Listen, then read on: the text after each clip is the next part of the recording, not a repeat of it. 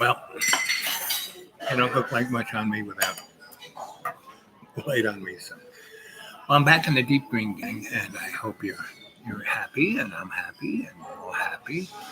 I was planning to stay in the Roanoke Valley a little bit longer because I kind of got involved with the pipeline, and I kind of talked about it a few shows ago, and you should check it out. It's being built by Demorian, something starts with a D, pipeline company, and they're bringing fracked oil down the mountains, and you should check it out. And probably go look in Virginia for the Virginia, stop the pipeline movement. They got some interesting stuff going on. So anyway, bread and coffee. Yeah. Fresh baked bread, honey butter.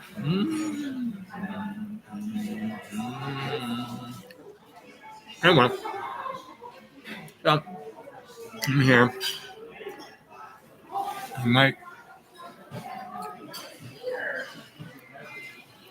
I'm very limited by, I just don't have any money.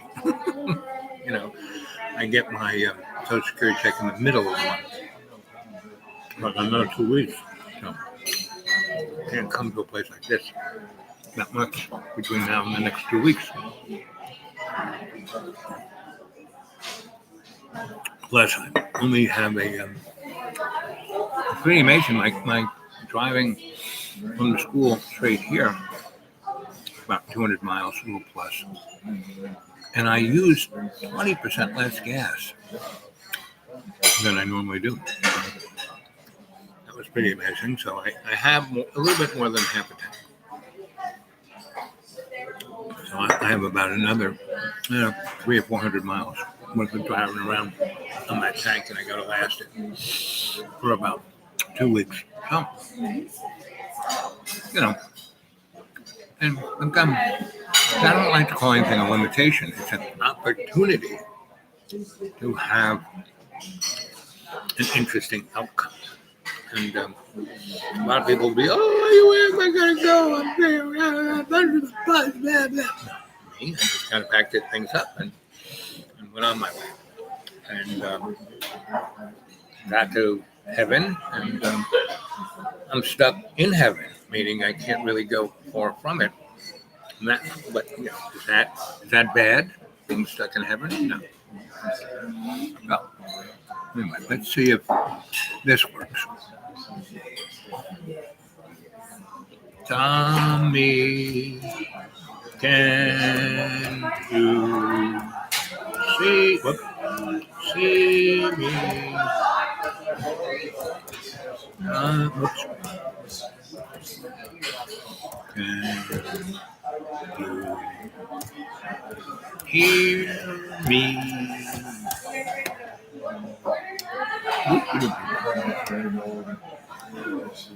Oh, there you are. Tommy, can you hears me? Yep. Can you hears me? Can you hears me, buddies? Can you hears me? Yep. Oh, there's one person there.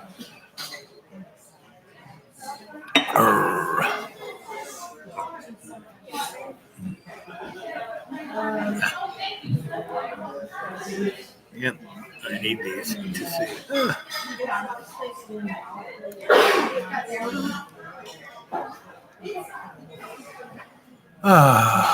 Let's see.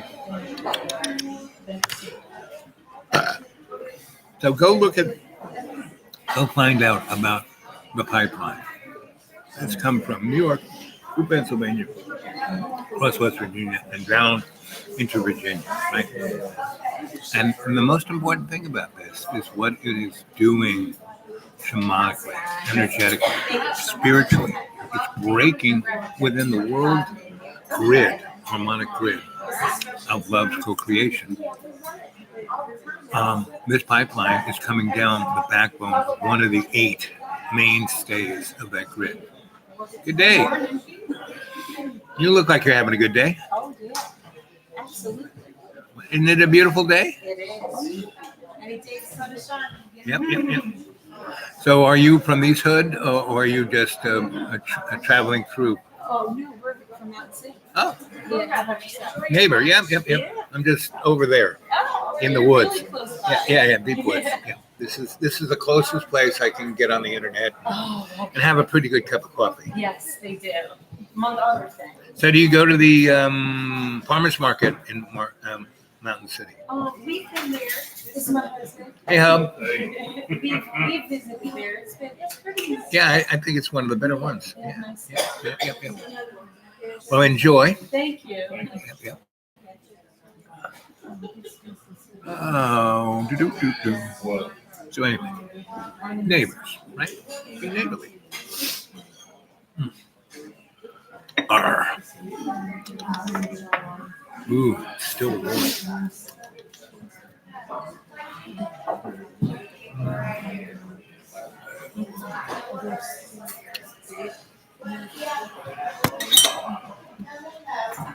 I'll take a strip.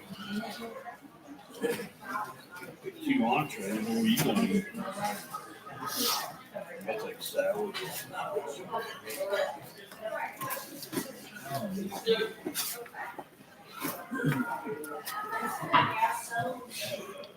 Yeah, their steaks are pretty good here. Oh yeah, we've eaten here quite a bit. Yep. I like their oysters too. I'm an oystery kind of guy.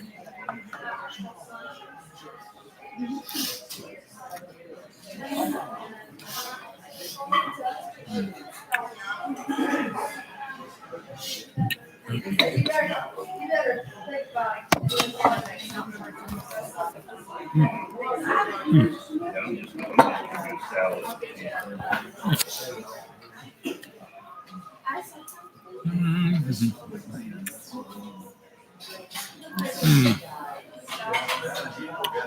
12:30. So, what's hanging? What do you want to talk about? I mean, me and the neighbors have agreed it's a beautiful day and we're in heaven. And we all have that opportunity to be there, right? Or we can look at it this way. Right? Depends on what kind of glasses. With these glasses on, or these glasses on,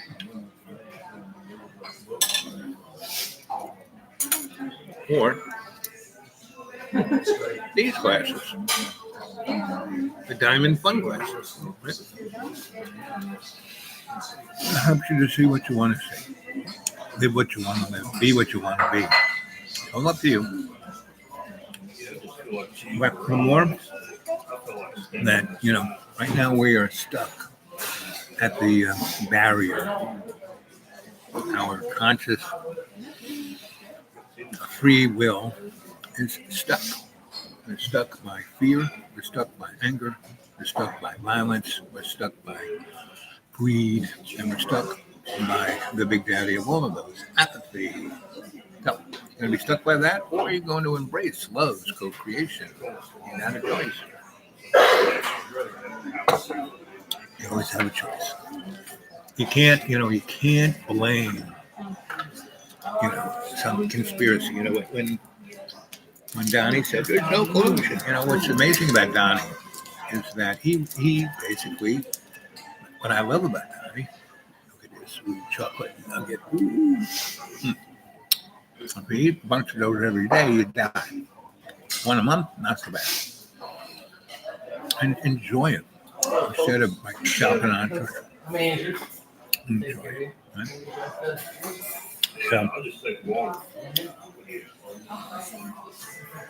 Some warm red? Nah, I'm good. Okay. so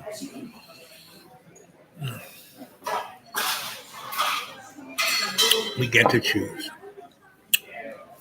Right? And again, it's not a conspiracy, so there's no collusion. No one has, you know, when the blender is running, and you know, you can have like $1,000 blender that runs on a laser beam, Hey, or you can have the kind of Yellow blender House I salad, have. man. Tell me they ain't $7. You know, it's you know, it cost me $13 brand new, and I've had it for 12 years. And in a motor, they have these things called brushes, right? That cause the motor to go around because the armature is two sets of copper wire, and the brushes bring the current from the outlet. And you push the button, and these brushes cause those coils to swing around. When they swing around, they change the wiring, so they just keep swinging. So there's friction, and these brushes on the coils, and those brushes are made out of carbon, right? Really crass carbon, meaning kind of the carbon that they scrape off the inside of a Bessemer converter. And they would normally, back in the day, throw it away in a lake or someplace like that in Michigan.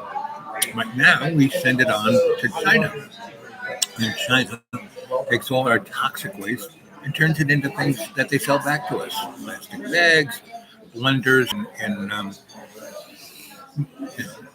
so when you think that kind of little carbon smell is someone trying to poison you, trying to kill you, and just the math it would take to a little bit of a carbony smell, and I'm sure you've all smelled what I'm talking about. If you plug a plug in and there's a little, you know, connection, meaning you left the appliance on, and when it kind of snaps when you the little lightning bolt makes a connection, and you smell that little smell. That's the smell. You think that someone has manifested that smell and then navigated it through a large house and made you smell it in the idea that they're going to try and hurt you. Not so much. You know, if you think that, you know, you decide to paint something with the most toxic paints in the world, and you buy it on, you know, the thing about Amazon is that they're not really kind of held to the kind of responsibilities that Lowe's is. You order it, it's yours, right? If you want nuclear waste delivered to your house, not a problem. And so you get that stuff, and it comes in a can that is like, you know, something that they would transport nuclear waste in, and that you have to read a whole book to open the can. You just don't take a screwdriver on top. So you get frustrated, and you open it up with a chainsaw, and that crap gets all over you. You know, there's no one to blame but yourself. You know, and if it's vapor, if you've been, you know, painting away with your hands, you know, doing the artisticness with your fingers, and not even wearing gloves, and you rub your eyes or your face, you know, you should never, if you're working outside, anyway, you should never get in the dirt in a forest. If there's a tree with vines on it, don't grab them with your bare hands and try and pull them out. And then you're sweating, you kind of go like this, right? No, that's not a good idea. And even if you did do that without wearing any gloves or long sleeve shirts or pants or boots or anything like that, if you were to go take a shower and use brown soap, and things like Dr. Bronner's, it's basically brown soap. And if you wash yourself like that, you wouldn't get any poison ivy or poison oak. Very much, right? Especially when you have a really great shower right off your front door, right? So these are all metaphors. Again, your Sensei Bob right here. Don't believe anything I say. These are all stories. They're not about any particular individual by chance. They're about all of us and how we have a choice, you know, to be awake. You know, the story of Buddha by the side of the road, and the traveler, wow, man, you God. You know, because Buddha was just standing there in awareness. And, you know, the guy said, sorry, I'm not God. And what are you, man? Are you a magician? What are you, a wizard? No, I am awake. That was what Buddha said. And that is really while we're here. Hey, Twitch. Good morning. I'm back out in the deep green and probably be here for the foreseeable future. I was planning to stay in Roanoke a couple more weeks because I kind of gotten involved with the pipeline and some people running for office and a number of things that were for the general good of the community, and I could, just be my little presence there and help them out. But now I won't. Now I'll be here in heaven.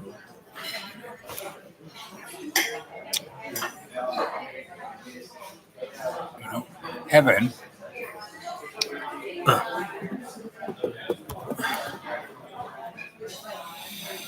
And writing my novels, I guess that's, sitting in my hammock with my laptop plugged into my solar cell and writing away.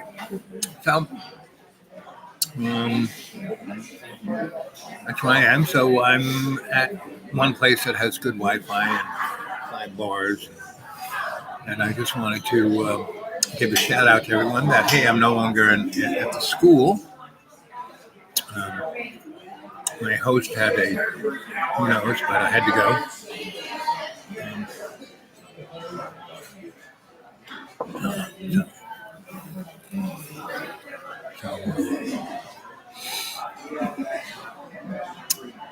And it's hard not to talk about things like that, but it's not constructive per se. I can talk within a generalistic form, but I don't want to be like that friend you have that is always talking about their ex. Right? Unless it's, germane to what we're talking about. That's not part of the conversation. So, my friend, he's my friend. He'll always be my friend, and I always care for him, and I always hope the best for him. And as I was saying, it's all up to us. It's not, you can't blame other people for what's going on in your own life. And man, I know people who. That girl who got the Nobel Prize, she was in Pakistan going to school, studying to be a doctor, wanting to be a real person, and the Taliban came up and shot her in the head. And she survived that, and she kept on talking about it.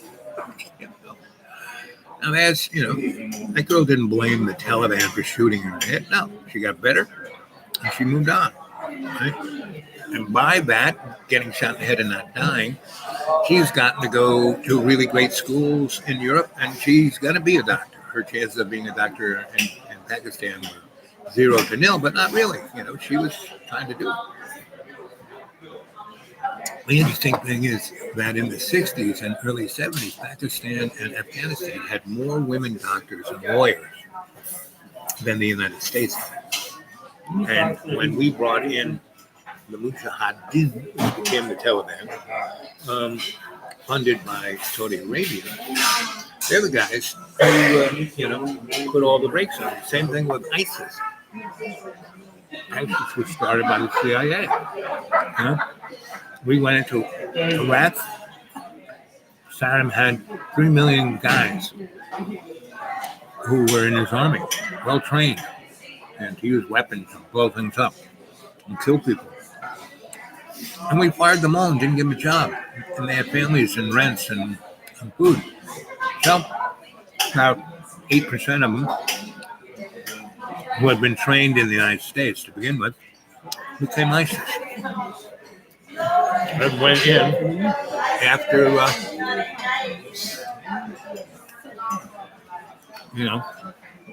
Syria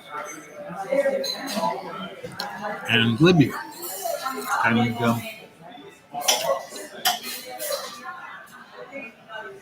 Donald Trump didn't take them out. They're all basically, they're just like the Khazarian mob of the 7th century. They would go into a place, try to take over a neighborhood that was weak, suck it dry and move on. Very similar to the model of the corporate structure. So, again, we had this little window of opportunity to change things. And it's really great that Donald Trump, because see, up until Trump, everybody before him, and going all the way back to, Washington, they were all scumbags. So white, rich guys who owned land. The We the People of the Constitution was about white, rich men who owned land. Everybody else was a slave. White people, they call them indentured servants. Indians, the only good one was a dead one. Black folk, it's like having a Buick. I could talk to you.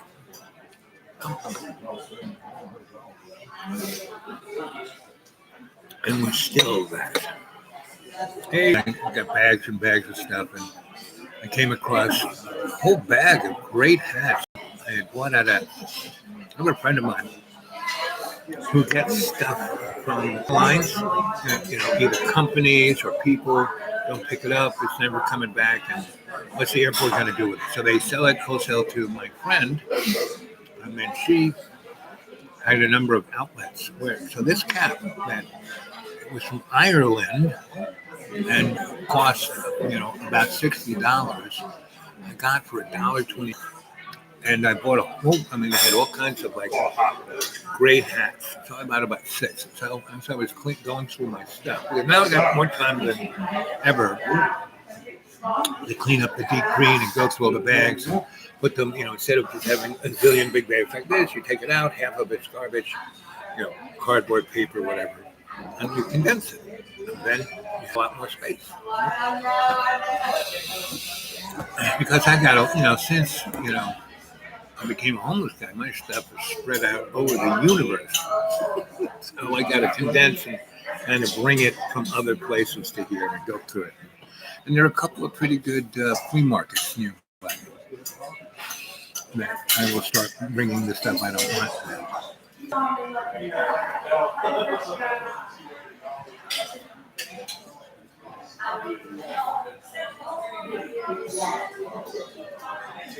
Eden, that is a brilliant idea. I did that when I was in between 16 and 22.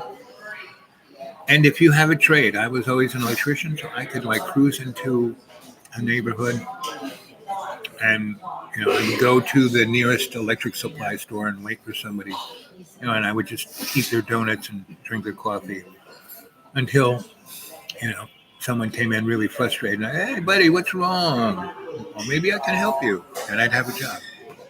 So when you travel, if you have a whatever, I traveled with friends who were musicians, and we'd play on the side of the road, and I tell stories, and they'd sing, and people would throw money in the hat. So it's a great idea.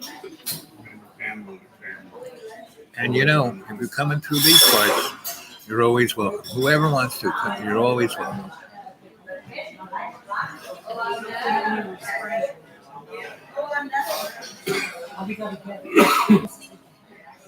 That's the spirit, Eden.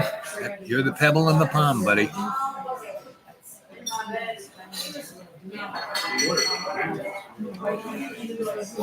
Well, one thing about that, in the United States, we have these things called national forests, right? And you can go that's what I'm doing, hanging in a national forest. You can stay there forever. They can't tell you to leave. You don't need to get a permit. You're not until they change the law. You're not restricted anything. And that's what the rainbow. Eden, do you know anything about the rainbow family that does rainbow? Woodstock is not a good.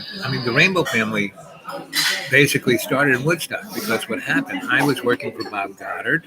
I was the electrician of Woodstock, and we had done loads of those things. And Billy Graham was the bankroll of Woodstock, and he paid for the movie and the album and the whole thing. And it happened because the county of Woodstock, we got a space. We rented it. We got it. It was county land. We spent a good $20,000 fixing it up to be perfect.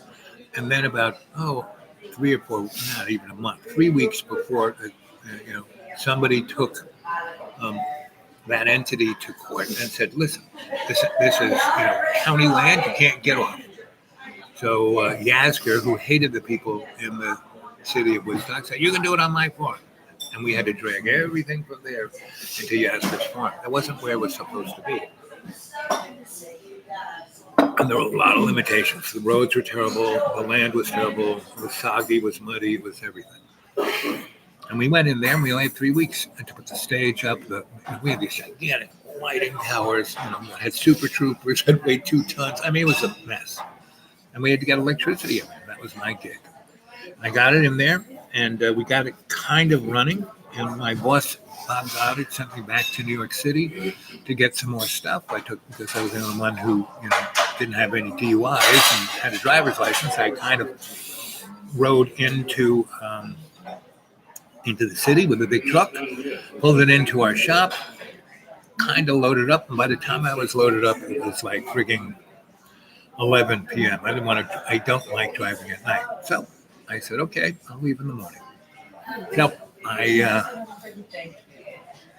basically slept in the shop. We had like a little bedroom and a shower and a kitchen. Anyway, slept there, woke up in the morning, and the little blinking light of the answering machine, turned it on. It was Bob. Bob said, Al, if you get this message, don't bother coming up. New York State Thruway has been closed. You're never going to make it. I don't want my truck stuck on there with all that equipment in it. Just stay home. So I said, fine. Went over to my girlfriend's. We went out to dinner. Went swimming in the neighborhood pool. Had a nice time, right? And then Woodstock happened. And when everybody left, again, I went in the shop, sort of blinking light. Okay.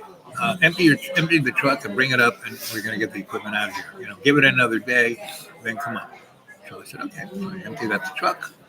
Again, went to the movies with my girlfriend, and the next morning I drove up there. As I drove up, it looked like a scene out of the War of the Worlds. There were cars all over the New York Thruway, every which way. People moving out, just like in war zones, just like in Syria, the people trying to get to Europe, it was like these long lines of people, and they looked dirty and forlonged and totally burnt like a crisp, like they were in a war zone. And but they were all going this way, and I was going on the road going that way. So I went up there. I got at a place where the state troopers, and we had been there for 3 months, so I got to know that's one of my gigs, get to know all the cops, be the negotiator, the diplomat. So I was meeting all these cops saying, you're good, you're going to go see Bob. He's like pulling his hair out. He just wants to get the heck out of Dodge. So I drove up there, and all of the guys, everybody who was left there, cursed me for not being there with them because things would break and I wasn't there to fix it. They were getting electrocuted. Everyone had, some weird disease. Every one of them took the brown acid. Everyone hated Woodstock. Now, Bob, he was in on the movie, so he knew his slice of the pie was coming someday soon. So anyway, Woodstock, but the only reason Woodstock kind of came out the way it was because the movie was shot to look that way. Right? That's number one.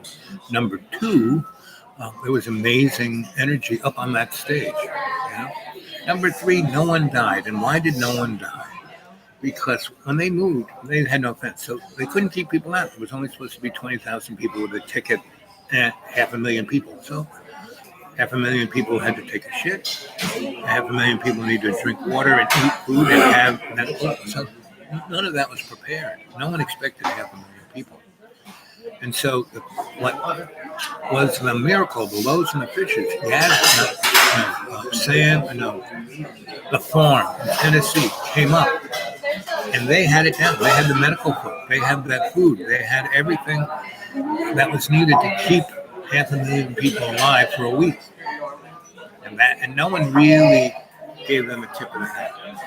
So I had been up in Woodstock putting this thing together for 3 months, so I had friends up there. So after everything cooled out, and I went there in the fall, there were still these like campsites of folks. And a lot of them were Steve, what's his name's farm kids. Yeah, and they were there still cleaning up. They were, when things get weird, the weird get professional. And they did. So I hung with them. And I said, this was a miracle. Everybody else was just stoned and having a good time.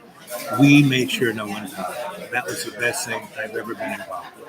And that's where the rainbow gatherings got started, because they wanted to do it again. So it took them a year or so to figure out how to do it, and they realized they could do it in national forests. So Eden, you pick a national forest, like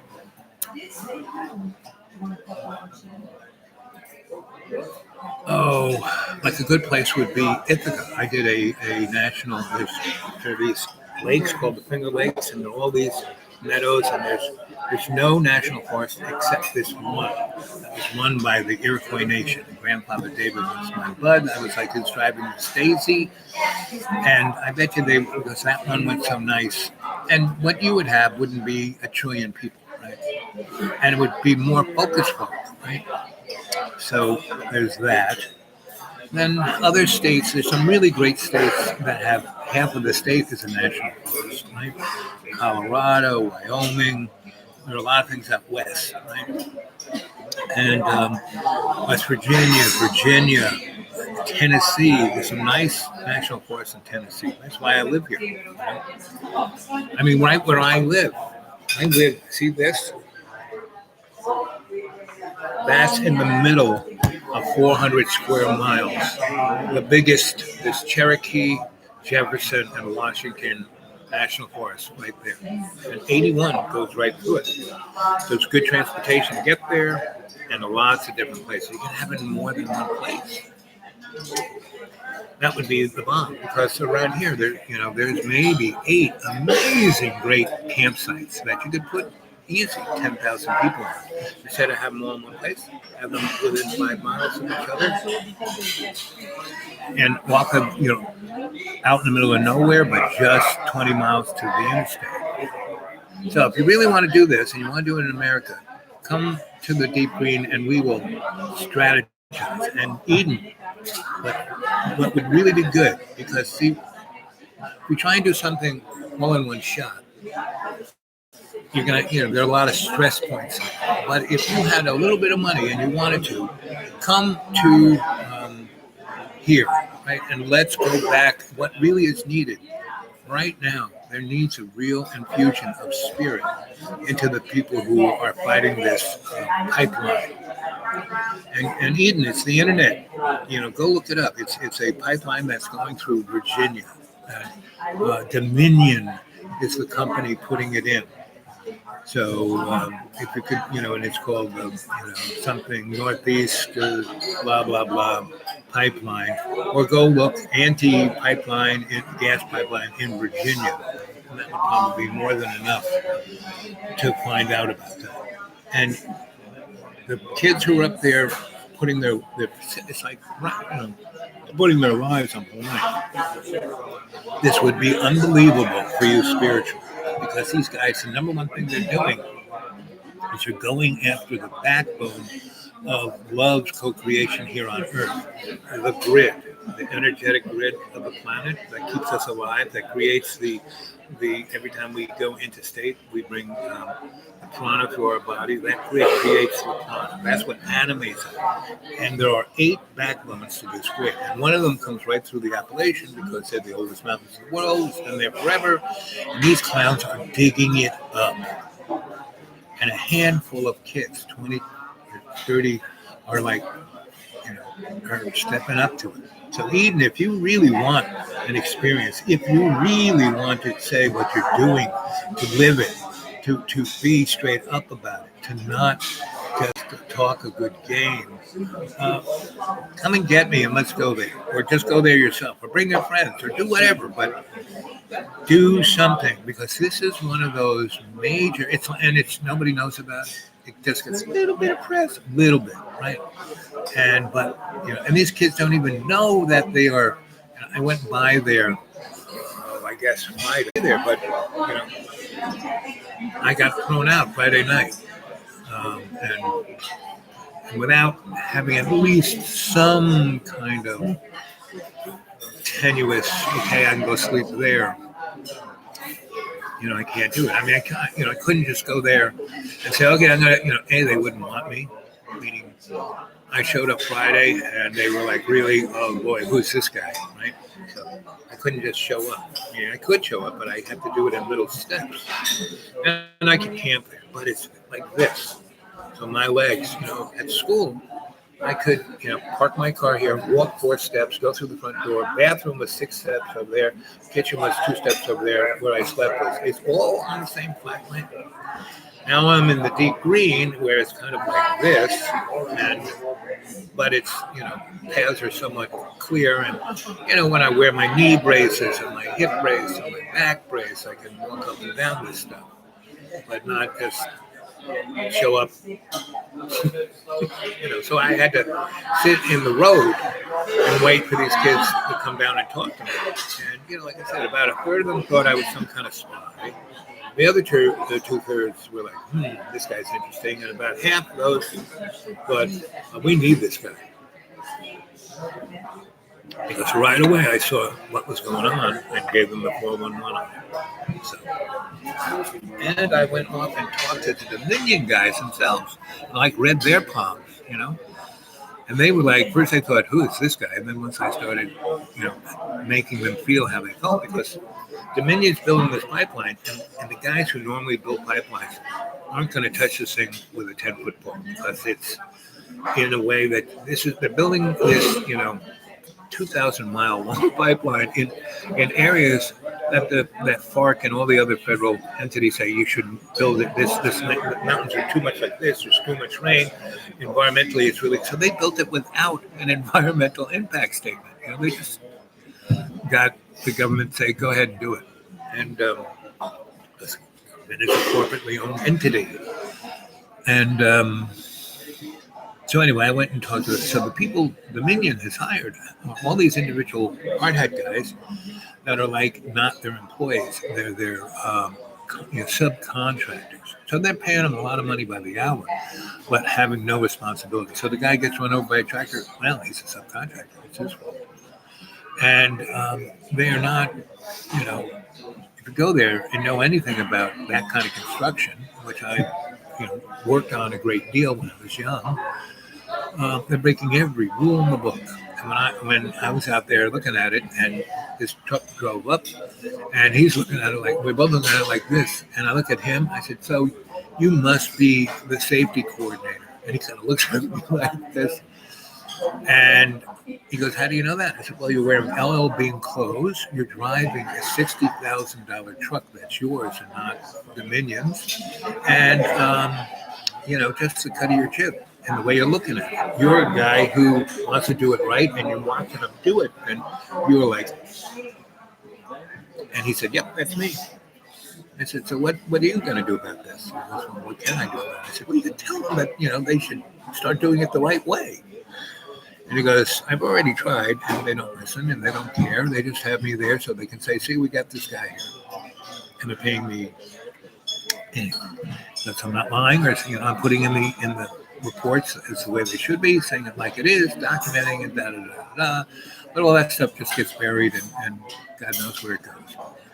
So, Eden, if you're really true to your word, if you really want to do something, here's this opportunity right in your face. You got your sensei about come to the deep green for a few days. We talk about it.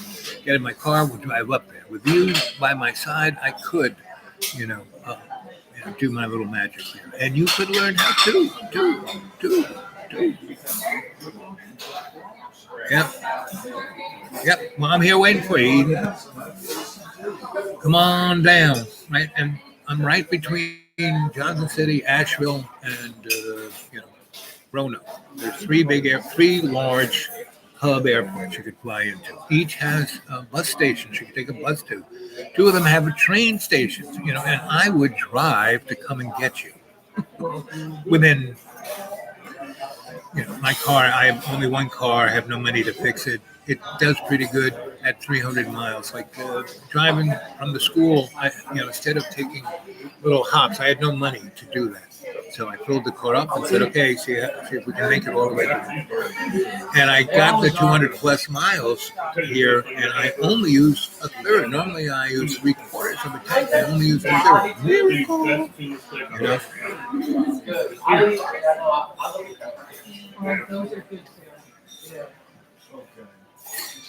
Yeah, that's what I do best, changing mindset. That's why I hung with John.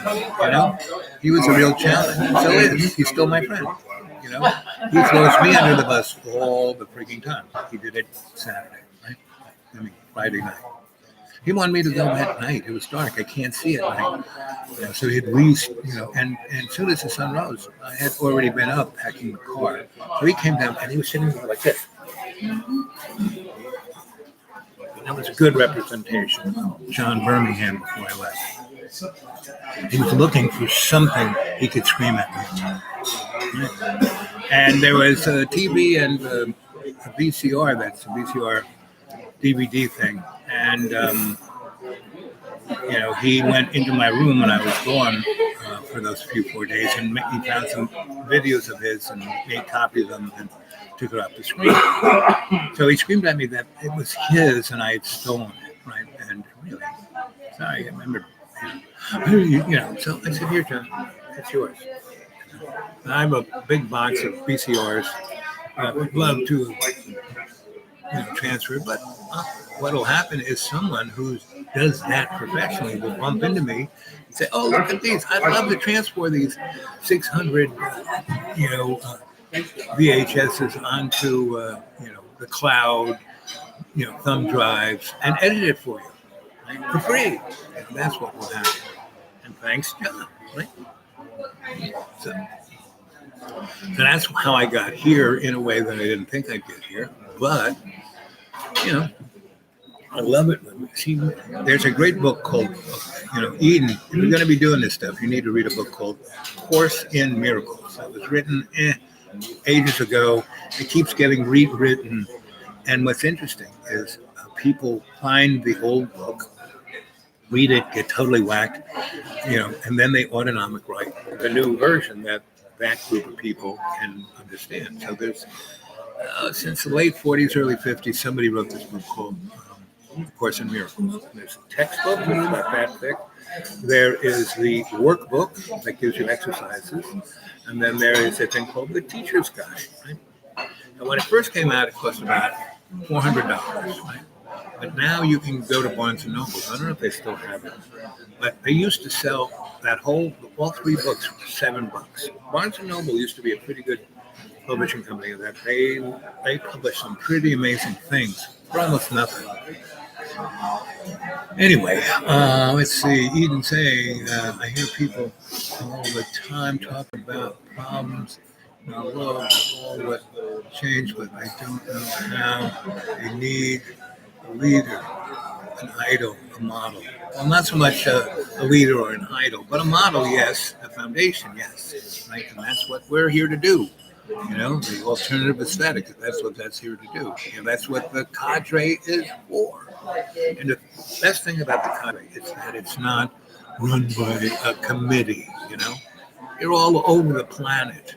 It's up to you to do the thing in your neighborhood that will be the best. Like I said, start a coffee house, a salon, art gallery, theater, a circus, whatever. And I'm always here for you. Your Griot Sensei Alban is always here. You can get a hold of me at my Gmail, the Dude Awake 42 at Gmail. You can leave comments on these videos. Not many of you do. You should put together little viewing clubs where I got over 600. I'm pushing to 700 shows. There's a lot of good stuff there. Just take a dart and throw it at the list and start watching them with your buddies and try and do stuff. Go into state and let that story, just what a Griot's supposed to do. That story kind of tingles your mind and says, we should go do this. Not me telling you, but your own higher self. We need to do this. Right? But Eden, I would love it if you came. and got me, and we could travel America, but first go and spend the rest of the summer and fall. Because there's virtually a similar environmental, social holocaust all across America. I mean, it's not just, I mean, just look at Fargo, look at that place in out there where their drinking water was poisoned. Virtually half of America's drinking water is poisoned. You know, our infrastructure is totally falling apart. You know, we're like a third world country.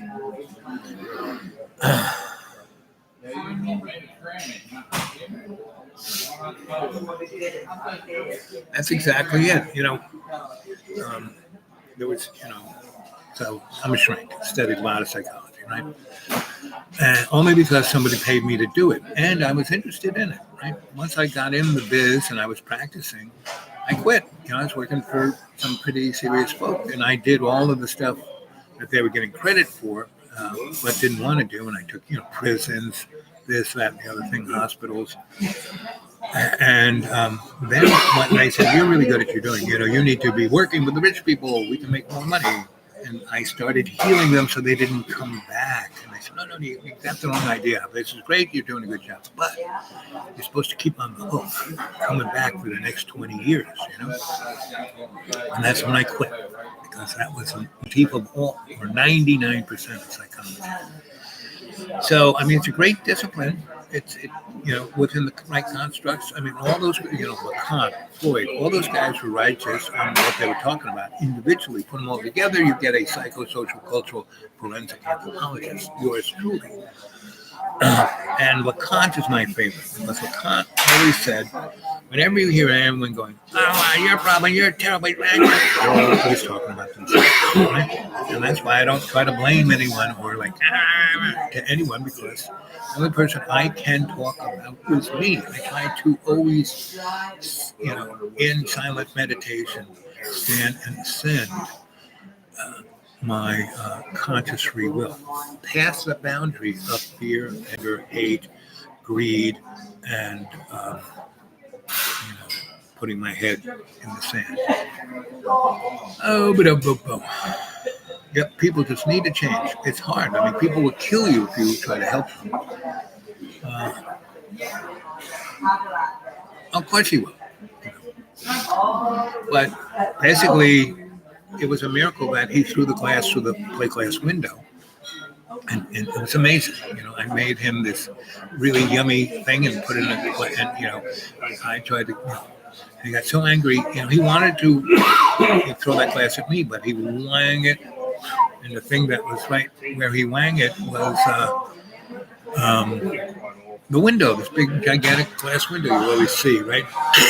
Right through it, glass everywhere. And glass was full of purple, you know, blueberry, raspberry, every kind of dark berry, and mangoes in a blender, and they were frozen. So it took a lot to like break it down to a smoothie. And the smell of the brushes, John felt I was trying to kill him. So it was full. Instead of drinking it, thought, "Wow, that's pretty good." He threw it, and the stuff went everywhere. And because it was deep purple, man, it looked like there was an axe murder there. And he had to keep his anxiety. He had to spend the rest of the night cleaning it up, you know. And he was upset, pretty much, because for that whole month that I was there cooking for him, I never made a mess. I cleaned it up right away. So he made the worst mess. You know, he made the worst kitchen ever. It looked like, you know, like I said, there was an axe murderer that month there. And I couldn't make this stuff up. And, you know, like I said, you know, when they put you, they don't just, you know, "Oh, we're gonna fly that $20 million fighter." Well, they don't just stick you in the airplane. "Go have a good day." You know, they put you in a simulator. You know, the canary in the coal mine of social inequity. That boy, he is, you know, or has been for the last year and a half, my simulator. Right? And when it's appropriate, when the universe wants me to go back there, I'll be back there. John's my friend. I'm not giving up on him, you know. Definitely, I've never thrown him under the bus. I'm always here to support him, to try and give him as many ways to get himself out of the jujitsu emotional thing he's put himself in, you know. So, anyway, but for now, and that was good, meaning I needed to be here to experience this and wait for someone like Eden to show up and experience this for about a week or so. And there's a number of people around here that I'm trying to spin up. And if I can get them into a crew, we could go on the road with a crew. I mean, they're all people who are like environmentalists and work for sustainability and blah, blah, blah. And I'm going, well, that's all nice, you know, but you got a job in a place. And if you look at where the money for this nonprofit is coming, it's coming from Exxon. It's coming from BP. It's coming from Chase Manhattan Bank. Also, they can say what a beautiful thing they're doing. You know? So if you want to be that, more power to you. If you want to have some fun, let's go. So I'm trying to, you know, nudge them. So that's the bottom line of it all. So we're almost talked about an hour here. Thank you.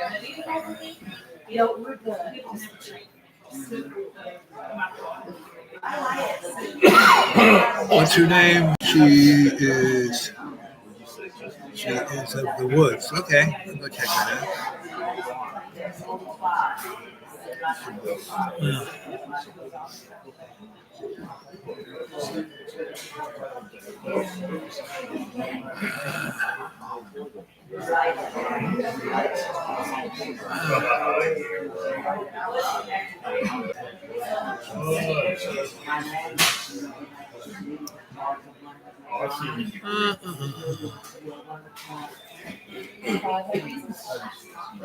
Probably.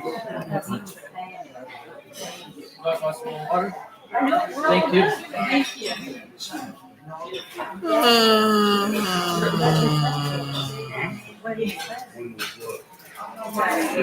When was it that? So, Eden, I'm going to be here at least for the next month, foreseeable, before I can get anything. I would love to go back up to the Pipeline Kids as soon as possible, because I have a sense relative. I mean, I was going to, you know, like I said, I was going to be there another week, and I could have stayed just a little bit more to school. I would have had that tenuous place that I could go back to. And I was going to build a camp there, but you just can't show up like that. You got to ease yourself in on both sides. You know, to be a good negotiator, good diplomat, you got to ease your way in on both sides. You just can't show up. So the universe putting me here meant, okay, means you need to like cool your jets in your hammock, write your novels, think more about strategy, go through all your stuff, find, you know, the perfect stuff. I found one of my parachutes. I have a big, you know, mainline chute that's 42 feet in diameter, and I found a roll of parachute. Well, you guys go enjoy today, and so I can make a beautiful camp image. A bunch of hammocks. The best way to sleep in the woods is in a hammock, because then you can have a nice level place. You know, these kids, they got their tents on the mountain like this. It's hard to sleep that way. So they're not sleeping too good. They're not eating too good. And they're totally stressed. When I was up there sitting in the road and I was meditating, I could sense there were no animals, none, just mosquitoes. And I could tell that somebody had electronic devices. And they're known as the woodpecker, right? And it's like a dog whistle. You can't really hear it, but it's driving you crazy. Right? And that was out there doing it. Plus, they had a gigantic machine way over here that had nothing to do with where they were digging the trench. But this big rock was what is known within the grid a mother rock. And it was like as big as a house. And it was like organically connected to the root of the earth. And they had uncovered it, and they had a gigantic machine there that had a claw, and it was just scraping down it like the biggest fingernails on a blackboard that you could hit something. And, it was really, you couldn't not hear this thing. And when different groups came down to talk to me, and like I said, 2/3 thought I was really, we need this guy here. And the other thing, he says, fine, we can't have it. Anyway, so I kept saying, so do you guys hear that? They go, yeah, it's annoying. But, it's going 24/7, so you start to not hear it. I said, no, you're hearing it. And anyway, so some really serious dark shit is going on up there. If you want to understand shamanism, this is like the real, it's the front lines. You want to understand about the co-creation of love? This is the front line. Because they're ripping out a backbone of Gaia. These guys really are serious about fucking things up.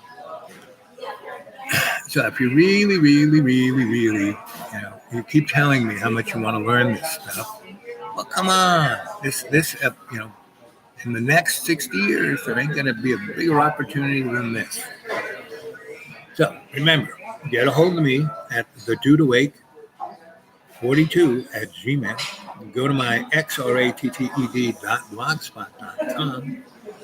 And, if you're in America, give me your phone number. We can talk. If not, tell me when you're going to show up, and I'll be here, or I'll come and get you if you're like within a 200-mile radius.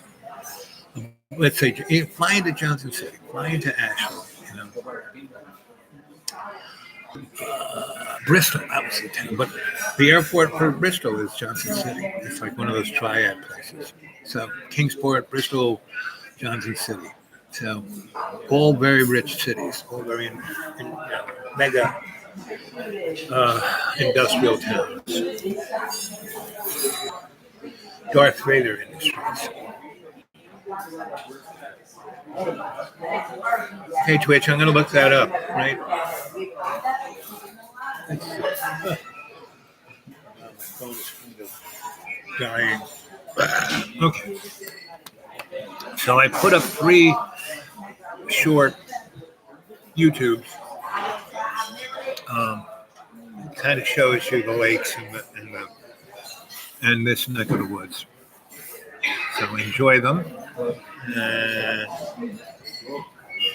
Let's see, it's 57. So at 60 minutes and 60 seconds, which will be 1 hour and 60 seconds, I will say, see you later, because it is now 1:30, getting towards 2. I have to go see somebody at 2. Oh, great. And guys, if you could post more stuff in the comments, nobody, would love to hear comments. And Twitchy, if you could put a link on my Dude Awake 42 at Gmail, I would love that too, because that I know how to connect to. Yeah. Okie doke. Well, so Eden, where are you going to be heading from? Is Oregon nearby? No, Oregon is not nearby. It's on the other side of America. Oregon is on the most northern west coast, right on Canada border, near the Pacific Ocean. And I am over in the southeast. I'm in the Virginia-Tennessee Valley, right? Which, if you do a straight line from Oregon to where I am, it's probably 1,900 miles, give or take. Right? Where are you flying in from, Eden? Like if you were flying in from Ireland, let's say, one of the cheapest flights from, Shannon to USA is into Atlanta, Georgia, and that's not too far from me. I could show up there, or you could take you could get a ticket to go from, Shannon to Georgia, Atlanta, and then a small plane to Asheville or to Johnson City. And that little, coming internationally, that little flight wouldn't cost you that much, right? So, But if you didn't have that little much, I would come and get you. And another place that's nearby as a major connective point is Charlotte, North Carolina. Again, both of those two places are less than 200 miles from me. And I could borrow, I don't want to, I only have one car and it's running fairly well. It's happy doing the little jaunts between Virginia and the deep green and tooling around those places. But I have a friend who has a deep, a beater that I could use that if it got lost in the shuffle wouldn't be that big a deal. Whereas if I lost my main car, then I'd have to walk everywhere. Anyway, so that's the story. Just letting you know. And so where are you coming in from? Manchester, England, right? Manchester, England. So you're going to be flying from Heathrow to America, right? So Heathrow to Atlanta, that's probably a cheap flight. Heathrow to DC, that might be, Reagan International, that might be a cheap flight, So check out the price you can get. And then wherever from Manchester to anywhere in America that's the cheapest, look at flights. And I'll be there for you, buddy. We'll be a team. I won't be your sugar daddy because I'm sweet, but you know what I mean. We're a team, right? Team effort. That's how things should be. Team effort. Oh, could you ask Andrew to drop on by? Or what I'm looking for is a cup of coffee to go. Hot. Cup of coffee to go? Yeah. And a glass of ice too to go. Anyway, so tomorrow I'll be in a place where I'll probably do a live chat. And sometime from Monday to Friday. Because again, I have limited resources to drive someplace. And, so whenever I, like here, it's close enough that I could go. I want to talk to a bunch of people and leave the 411. So anyway,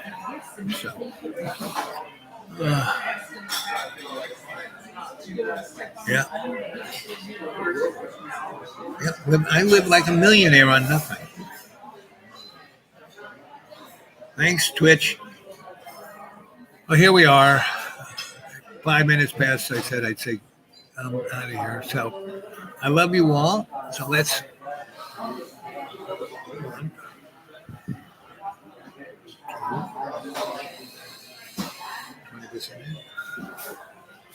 Go into state. And our Father who art in heaven, hallowed be thy name. Thy kingdom come, thy will be done on earth as in heaven. Give us this day our daily bread.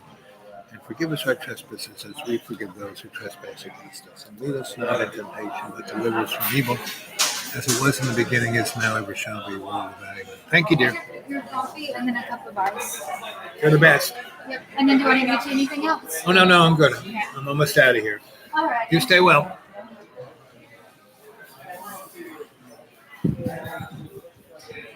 Stay in state. And when you're released all of whatever anxiety or anything, just let it go. And I'll talk to you tomorrow. See you guys. Love you all. Do.